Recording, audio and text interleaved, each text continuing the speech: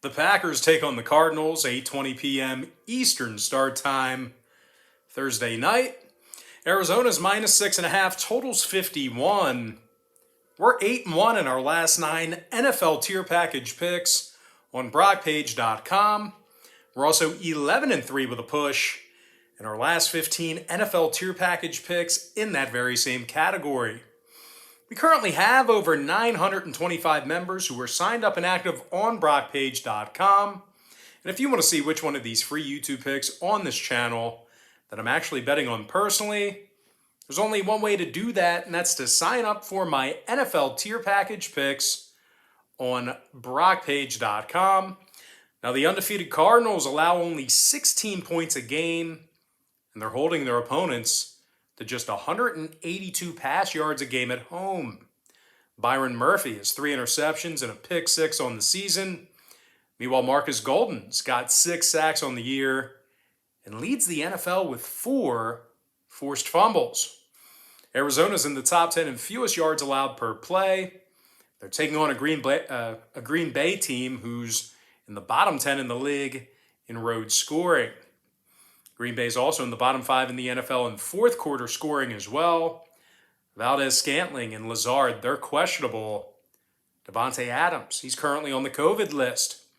Meanwhile, for Arizona, Vallejo, Daniels, and Lawrence, they're questionable. And when it comes to the total in this one, 2 out of Arizona's last 3 home games fell under the number. Meanwhile, Green Bay's 3-1 to the under in their last 4 when traveling. I'm going to lean toward Arizona minus 6.5 in the under 51. Next ball game, Bengals, Jets, 1 o'clock Eastern kickoff this Sunday. Cincinnati's minus 10, totals 43. The Bengals are on a 2-game winning streak, 4-1 straight up in their last 5. Cincinnati's averaging 29 points a game on the road, and they rank in the top 3 in yards per play from scrimmage. Joe Burrow's completing nearly 70% of his passes this year. He's thrown for almost 2,000 yards already. Burrow's also tossed 17 touchdown passes. Wide receiver Jamar Chase has 754 total receiving yards and averages 108 receiving yards per game. Meanwhile, defensively, the Bengals allow only 14 points per contest. They're taking on a 1-5 Jets team who's got no starting quarterback, and they also scored fewer points than any other team in the NFL, even when they did have their starter. New York's dead last in rush yards per game. Mosley, Croft, Coleman, Williams, Cashman, and Johnson, they're all questionable for New York. And of course, Zach Wilson, he's on the IR. Now, total-wise, New York's last 3 straight, believe it or not, all got over the total thanks to their lack of defense. Meanwhile, Cincinnati, they have the ability to put this one over themselves.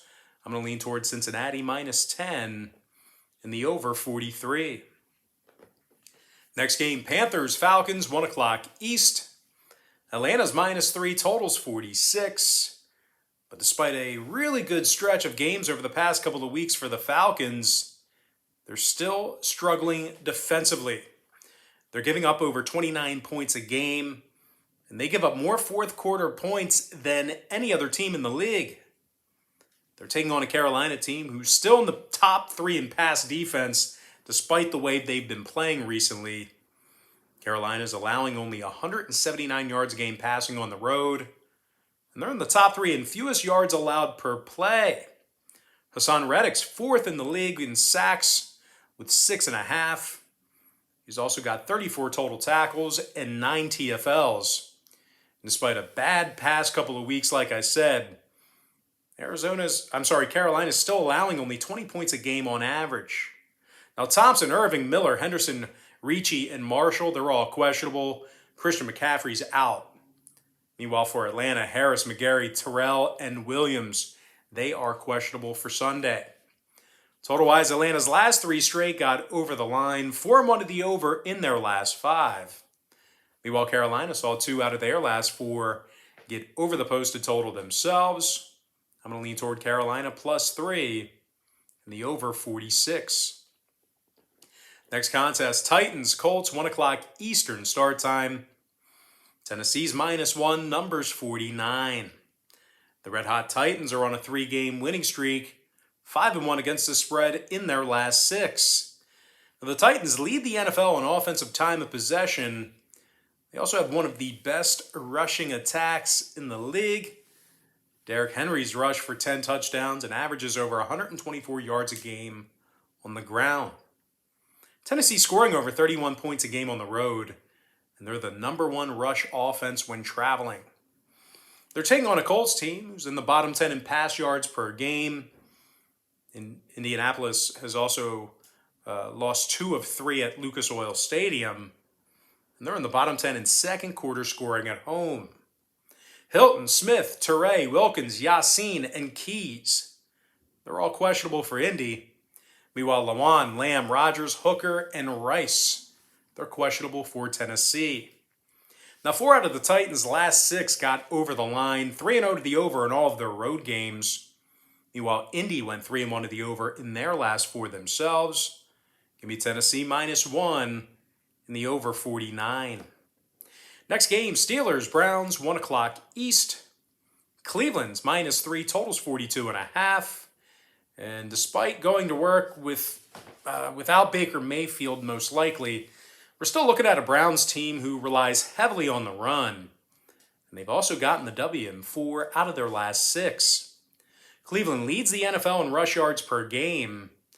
And despite their running backs being banged up right now, it's this Cleveland O-line that's making all the holes. These guys have been dominant up front. You could put me in the backfield and I could probably get at least 3 yards a carry. Now they're taking on a Pittsburgh team who's in the bottom 10 in rush defense on the road. The Steelers have also been pretty bad against the number here lately. Just 1-4 against the spread in their last 5 ball games. Meanwhile, offensively, the Steelers are gaining just 68 yards a game on the ground when they travel. Now, injury-wise, Cleveland's got Conklin, Mayfield, Ward, Chubb, Peoples-Jones, and Green all listed as questionable. When it comes to the total in this one, 2 out of Cleveland's last 3 got over the line. 4-3 to the over for the entire season. Meanwhile, Pittsburgh saw their last 2 straight get over the total themselves. I'm going to lean toward Cleveland -3 and the over 42.5. Next matchup, Eagles, Lions, 1 o'clock Eastern kickoff. The Philadelphia Eagles are -3.5, totals 48. Phillies lost 5 out of their last 6. Pretty tough spot to be laying more than a field goal on the road here. This Eagles defense allows over 26 points a game, and they're in the bottom 5 in rush defense. They're taking on a Detroit team who's actually done a pretty decent job covering the point spread despite their winless record. Detroit's covered in 2 out of their last 3, and they're actually leading the NFL in fourth quarter scoring at home. Jared Goff's thrown for nearly 1,800 yards on the season.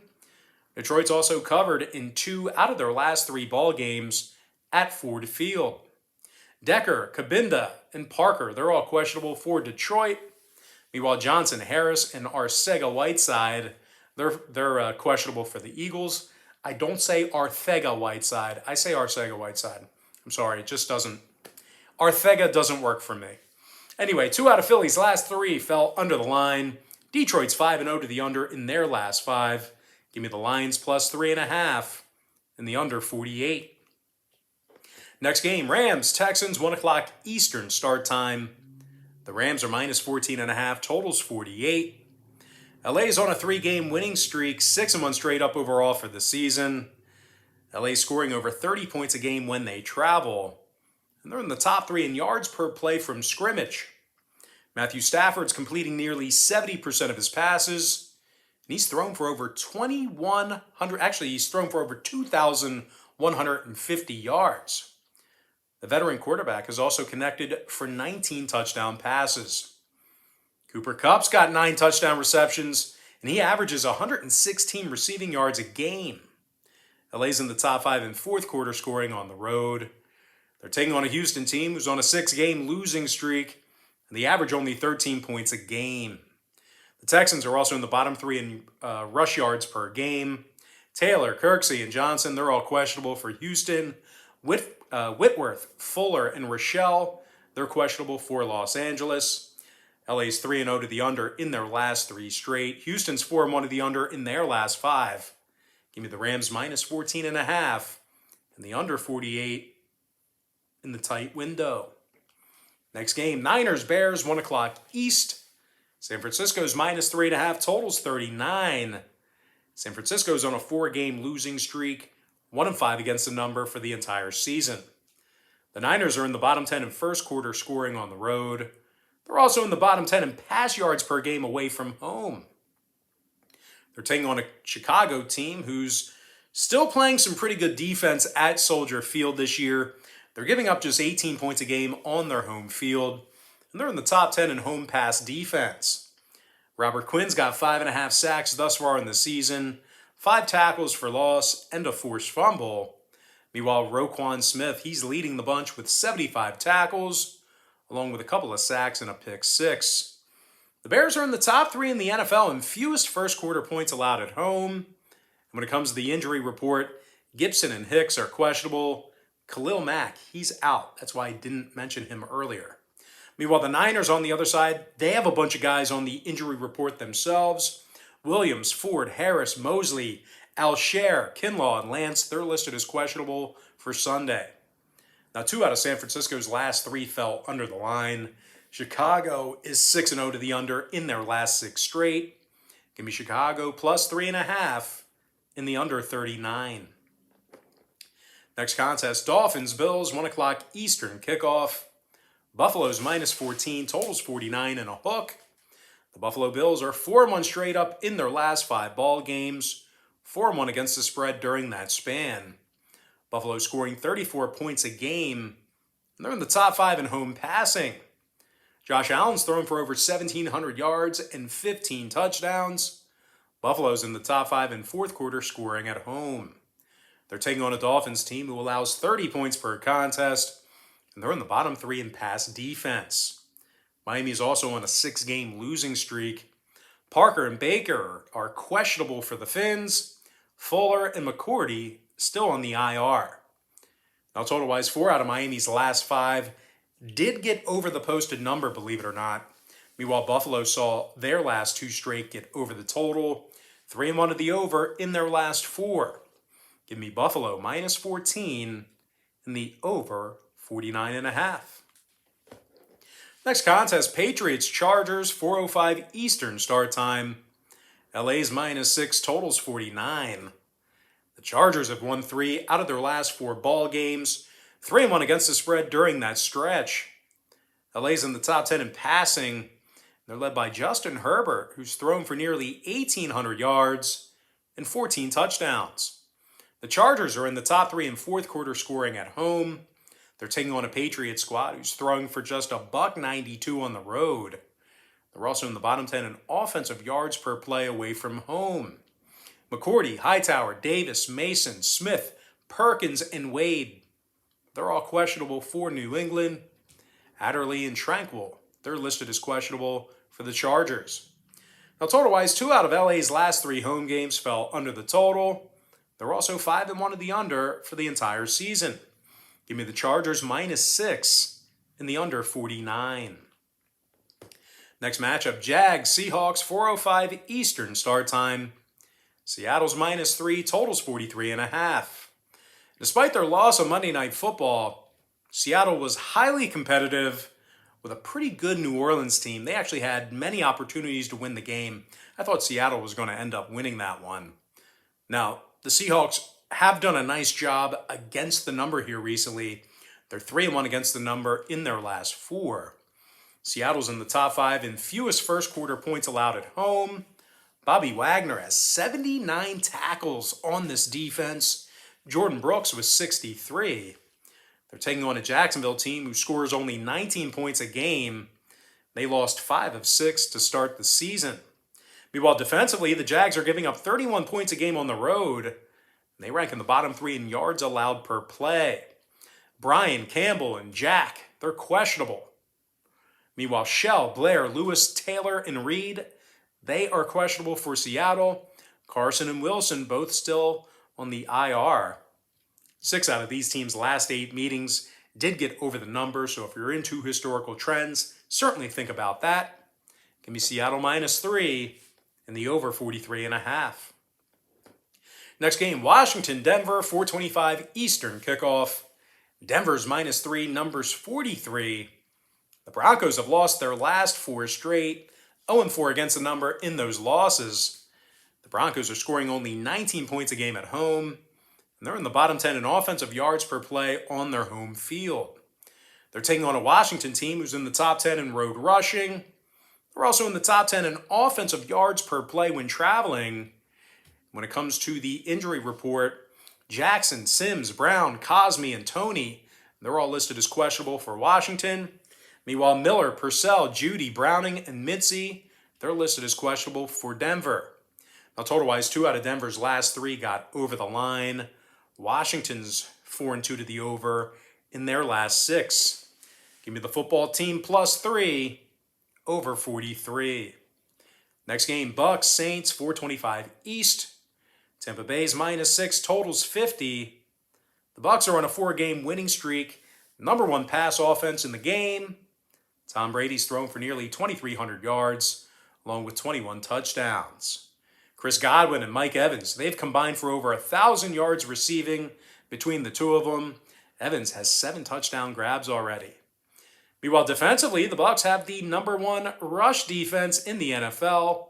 They're taking on a Saints team who throws for only 176 yards a game. New Orleans is also in the bottom 10 in offensive yards per play, and they certainly don't look like they're built for a track meet. Washington, Pete, Hill, Harris, and Turner, they're all questionable for New Orleans.